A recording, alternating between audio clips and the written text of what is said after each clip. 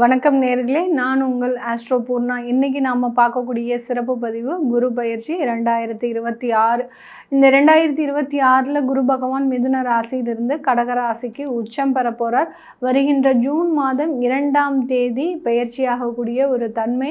இந்த கடக ராசியில் பயிற்சியாகக்கூடிய இந்த குரு பகவான் வரக்கூடிய அடுத்த வருடம், அதாவது 2027 ஜூன் மாதம் 25ஆம் தேதி வரைக்கும் அந்த ஒரு வருட காலத்திற்கு அந்த உச்சம் பெற்ற ஒரு சூழ்நிலையில் இருக்க போகிறாரு. இந்த உச்சம் பெறக்கூடிய இந்த கால சூழ்நிலைகளில் குரு பகவான் அதிசாரம் அடைவார், குரு வக்ரம் அடைவார், அடுத்து இயல்பு நிலைக்கு வருவார். இந்த மாதிரியான ஒரு மாற்று அமைப்புகளும் இருக்குது. இந்த மிதுன ராசியிலிருந்து கடக ராசிக்கு பயிற்சியாகக்கூடிய அந்த குருவினுடைய மாற்றங்கள், பயிற்சிகள் ஒவ்வொரு ராசி என்பவர்களுக்கும் என்ன மாதிரியான ஒரு பலன்களையும் உயர்வுகளையும் கொடுத்துட்ருக்குது அப்படின்றத நம்ம பார்த்துட்டு வந்துட்ருக்கோம். அதனுடைய வரிசையில் நம்ம இன்றைக்கி பார்க்கக்கூடிய ராசி என்பர்கள் கும்ப ராசி என்பர்கள். கும்ப ராசிக்கு 5ஆம் இடத்துல இருந்து குரு பகவான் 6ஆம் இடத்திற்கு வர்றார். இந்த 6ஆம் இடத்திற்கு வரக்கூடிய அந்த குரு பகவான் என்னென்ன இடத்துல நீங்கள் ரொம்ப கவனமாக இருக்கணும் அப்படின்றத நம்ம பார்க்க போகிறோம். ஏன்னா குரு பகவான் கும்பராசி என்பர்களுக்கு தனஸ்தானாதிபதி, லாபஸ்தானாதிபதி. அவர் 6ஆம் இடத்திற்கு பயிற்சியாக வரும்போது என்னென்ன விஷயத்தில் நீங்கள் ரொம்ப கேர்ஃபுல்லாக இருக்கணும் அப்படின்றத நம்ம பார்க்க போகிறோம். இந்த சேனலை முதன்முறையாக பார்க்குறீங்க அப்படின்னா சப்ஸ்கிரைப் பண்ணிக்கோங்க, பெல் பட்டனில் ஆல் ஆப்ஷன் சூஸ் பண்ணிக்கோங்க. கும்பராசி என்பர்கள் அப்படின்னு சொன்னாலே காலபுருஷனுக்கு 11ஆம் இடமான அந்த லாபஸ்தானத்தில் இருக்கக்கூடிய ஒரு ராசி என்பர்கள். அதாவது ஆதாயம் இல்லாமல் செட்டியார் ஆத்தோட இறங்க மாட்டார் அப்படின்னு சொல்கிறக்கூடிய பழமொழிக்கு ஏற்ற தகுந்தார் போல தான் இந்த கும்பராசி என்பர்கள் செய்யக்கூடிய ஒவ்வொரு விஷயத்துலேயும் ஆதாயம் பார்க்காமல் இறங்கவே மாட்டாங்க. ஒரு இடத்துக்கு போகிறாங்க, ஒரு உறவினர்கள் வீட்டுக்கே போகிறாங்க அப்படின்னா அவர்களால் ஏதாவது ஒரு நல்ல விஷயம் நடந்தால் தான் அந்த வீட்டுக்கு போவாங்களே ஒழிய மற்றபடி எந்த ஒரு காரியத்திற்காகவும் இந்த கும்பராசி என்பர்கள் பயணிக்கவே மாட்டாங்க. இது இந்த கும்பராசி என்பர்களினுடைய அன்பர்களோடு சேர்ந்து பயணிக்கக்கூடிய அவர்களினுடைய உறவுகளுக்கு நல்லாவே தெரியும். அந்த மாதிரியாக ஒரு பிஸ்னஸாக இருந்தாலும் சரி, ஒரு வேலை அலுவலகமாக இருந்தாலும் சரி, தனக்கு அங்கே நன்மைகள் நடக்காத இடத்துல ஒரு பொழுதும் ஒரு நொடி பொழுதும் அங்கே தங்கவே மாட்டாங்க. அந்த இடத்துல இருந்து சட்டுன்னு வெளியில் வந்து அதுக்கு அடுத்த கட்ட விஷயத்தை நோக்கி பயணிப்பவர்கள் இந்த கும்பராசி என்பர்கள். கும்பம்னு சொன்னாலே கலசம். இவர்களுக்குள்ளே என்ன இருக்குது அப்படின்றத யாராலையுமே கண்டுபிடிக்கவே முடியாது. ஆனால் இவர்களுக்குள்ளே என்ன இருக்கும் அப்படின்றத நம்ம ஜோதிடர்கள் ஈஸியாக கணிக்க முடியும். ஏன்னா இவர்கள் ஆதாயம் தேடாமல் எந்த ஒரு விஷயத்தையும் செய்து முடிக்கக்கூடியவர்கள் கிடையவே கிடையாது. ஆதாயம் இல்லாமல் அந்த இடத்துல ஒரு பொழுதும் அந்த விஷயத்திற்காக போராடுபவர்களும் கிடையாது.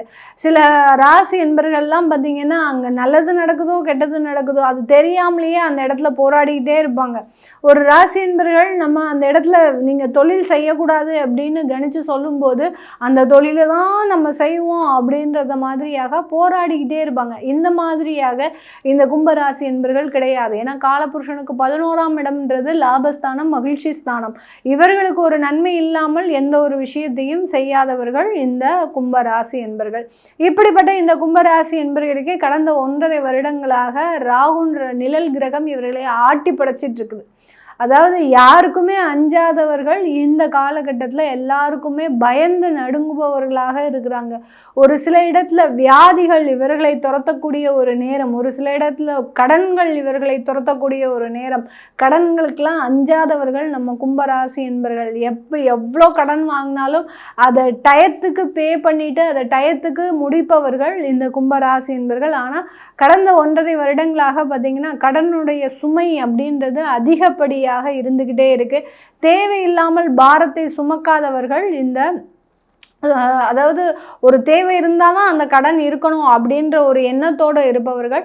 அப்படி இல்லாத ஒரு இடத்துல கூட அந்த கடனை சுமந்து கொண்டு இருக்கக்கூடியவர்கள் நம்ம கும்பராசி என்பவர்கள். கடந்த 1.5 வருடங்களாக எதுக்காக இந்த கடன் வாங்கணும்னோ தெரியல மேடம், ஆனாலும் அந்த கடனால் இப்போது இன்றைக்கி என்னுடைய வாழ்க்கையை அழிந்து போகக்கூடிய ஒரு சூழ்நிலை. நீங்கள் சொல்கிற மாதிரி நான் இந்த மாதிரியாக போகக்கூடிய அளவுக்கு கிடையவே கிடையாது. ஆனால் என்னை வந்து கால சூழ்நிலைகள் இப்படி இழுத்துட்டு போயிடுச்சு அப்படின்னு சொல்லக்கூடிய சொல்லக்கூடிய அளவிற்கு இந்த கும்பராசி என்பர்கள் அந்த கடனுக்கு பயந்து ஓடுபவர்களாக இருக்கிறாங்க. இதெல்லாம் ஒரு மிகப்பெரிய ஒரு கொடுமையான விஷயம். ஏன்னா ஒரு நல்ல உயர்ந்த இடத்துல இருக்கக்கூடியவர்கள் திடீர்னு சறுக்கி விழும்போது தான் அந்த மனவேதனையும் வலிமையும் அதாவது வலியும் அவங்கள போட்டு பாடாப்படுத்தும். ஏன் நம்ம உயர்ந்தோம், நம்ம ஏன் கீழே தாழ்ந்து விழுந்தோம் அப்படின்னு அந்த ஒரு புரிதல்கள் கூட இல்லாமல் இருக்கும்போது அந்த வேதனைகள் இவர்களை போட்டு மிகப்பெரிய ஒரு மரண வேதனைக்கு கொண்டு போகக்கூடிய ஒரு நேரம். நிறைய கும்பராசி என்பர்கள் கடந்த காலத்துலலாம் பார்த்திங்கன்னா தன்னுடைய வாழ்க்கையவே முடித்து கொள்ளக்கூடிய அளவுக்கு சில பிரச்சனைகள்லாம் வந்திருக்கும். அதுலேயும் விவாகரத்து வழக்குகள், குடும்ப உறவுகளில் இருக்கக்கூடிய பிரச்சனைகள், இது எல்லாத்தையுமே தொடர்ந்து சந்திச்சுக்கிட்டே வராங்க. எந்த இடத்துலையும் ஒரு ஸ்பீட் பிரேக்கரே இல்லாமல் அடுத்தடுத்துன்னு பிரச்சனைகளை அடுத்தடுத்து சந்தித்து கொண்டு இருக்கின்றவர்கள் இந்த கும்பராசி என்பர்கள். இவர்களுக்கு இந்த 6ஆம் இடத்து குரு ஏதாவது வலிமை சேர்க்குமா அப்படின்னு கேட்டிங்கன்னா, உங்களுடைய குடும்பஸ்தானாதிபதி 6ஆம் இடத்துக்கு வந்தாச்சு. அதனால் பிரிவு அப்படின்றது நிச்சயிக்கப்பட்ட ஒன்றாக இருக்குது. ஏற்கனவே ஒரு மனசஞ்சலப்போடையும் ஒரு வாய் வார்த்தையோடையும் போகக்கூடிய சில விஷயங்கள் இப்போது கேஸ் வரைக்கும், ஒரு கோர்ட்டு கேஸ் வரைக்கும் போகக்கூடிய ஒரு சூழ்நிலைகள். நீங்கள் இந்த இடத்துல சில அவமானங்களை தாங்கி கொள்ள வேண்டிய ஒரு சூழ்நிலைகளில் இருக்கிறீங்க. இதனால் நிறைய விரயங்கள், நிறைய செலவுகள் ஏற்படக்கூடிய ஒரு தருணம். அதை தான் அந்த 12ஆம் இடத்தையும் குரு பார்வையிடக்கூடிய ஒரு சூழ்நிலைகள். விரயங்கள் நிறைய வரப்போகுது, நிறைய கடன் தொந்தரவுகள் வரப்போகுது இந்த கும்பராசி என்பது. இதுக்கு எல்லாத்துக்குமே நிவர்த்தி கிடையாதா மேடம் அப்படின்னு கேட்டிங்கன்னா, கண்டிப்பாக நிவர்த்தி இருக்கு. அதாவது ஆழமான ஒரு தெய்வ பிரார்த்தனை அப்படின்றது உங்களை மிகப்பெரிய ஒரு சிக்கல்களிலிருந்து, இன்னல்களிலிருந்து மீட்டெடுக்கக்கூடிய ஒரு தருணமாக தான் இருக்குது. அதுதான் அந்த குரு பகவான் உங்களுடைய 9ஆம் இடத்தை பார்வையிடுகிறார். 9ஆம் இடம் அல்லது அந்த கும்பராசி என்பர்களுக்கு 10ஆம் இடம் அப்படின்னு சொல்லக்கூடிய அந்த கர்மஸ்தானத்தை, 9ம் 10ம் பார்த்தீங்கன்னா தர்ம கர்மாதிபதி யோகத்தை தான் குறிக்கும்.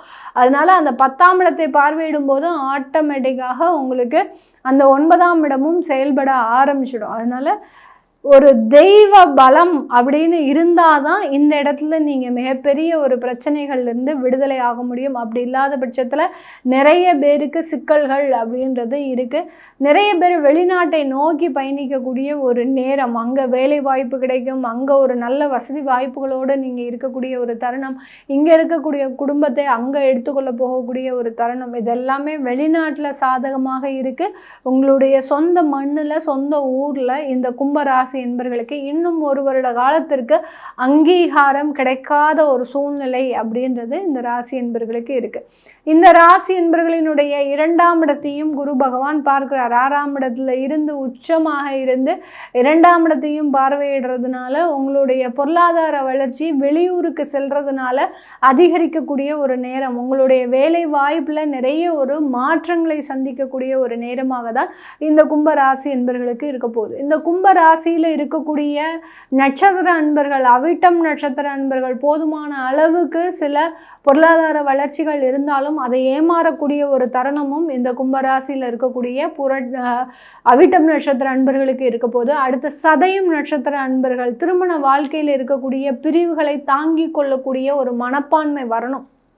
இந்த இடத்துல பார்த்தீங்கன்னா சனி பகவான் ஒரு பாடத்தை உங்களுக்கு கற்பித்து கொடுத்தாலும் இந்த சதயம் நட்சத்திர அன்பர்களுக்கு இந்த இடத்துல குரு பகவானும் ஒரு முக்கியமான ஒரு லெசன்ஸ் அப்படின்றத எடுக்க போகிறார். அதனால் சில பிரிவுகளை தாங்கி கொள்ளக்கூடிய ஒரு மனப்பாங்கு அப்படின்றது கண்டிப்பாக சதயம் நட்சத்திர அன்பர்களுக்கு வரப்போகுது. பூரட்டாதி நட்சத்திர அன்பர்கள் உங்களுடைய வேலை, பதவி, அடுத்து பார்த்திங்கன்னா தொழில், இந்த மாதிரியான விஷயத்தில் ரொம்ப கவனமாக இருக்கணும். ஆழம் இல்லை, அதாவது ஆழம் தெரியாமல் காலை விடக்கூடாதுன்னு சொல்லுவாங்கல்ல, அந்த மாதிரியாக எந்த விதமான ரிஸ்க் தெரியாமல் நீங்கள் சில இன்வெஸ்ட்மெண்ட்லாம் பண்ணிட்டீங்க அப்படின்னா அந்த இடத்துல மிகப்பெரிய ஒரு லாஸ் அப்படின்றது பூரட்டாதி நட்சத்திர அன்பர்களுக்கு கிடைக்க போகுது. குரு பகவான் சுபகிரகம் மேடம், ஆனாலும் நீங்கள் இவ்வளோ நெகட்டிவாக சொல்கிறீங்களே அப்படின்னீங்கன்னா அவர் இருக்கக்கூடிய ஸ்தானத்தை பொறுத்து, அவர் பார்க்கக்கூடிய ஸ்தானத்தை பொறுத்து சில பலன்கள் மாறுபடும். இதுலேயே உங்களுடைய கோச்சார கிரகங்கள் நிலவரப்படி, உங்களுடைய திசாபுத்தி அமைப்புகளின் நிலவரப்படி சில பலன்கள் மாறுபடும். அதை முழுமையாக பார்க்கணும்னு நினைக்கிறவங்க கீழே இருக்கிற நம்பருக்கு வாட்ஸ்அப்பில் அப்பாயின்மெண்ட் வாங்கிக்கிட்டு நீங்கள் கன்சல்ட் பண்ணிக்கலாம். உங்களுடைய குழந்தைகளுக்கு ஜாதகம் எழுதணும், நியூமராலஜி படி பயிர் வைக்கணும்னு நினைக்கிறவங்களும் கீழே இருக்கிற நம்பருக்கு வாட்ஸ்அப்பில் மெசேஜ் அனுப்பி நீங்கள் அதற்குண்டான விவரங்கள் தெரிஞ்சுக்கலாம். உங்களிடமிருந்து விடைபெறுவது உங்கள் ஆஸ்ட்ரோ பூர்ணா. நன்றி, வணக்கம்.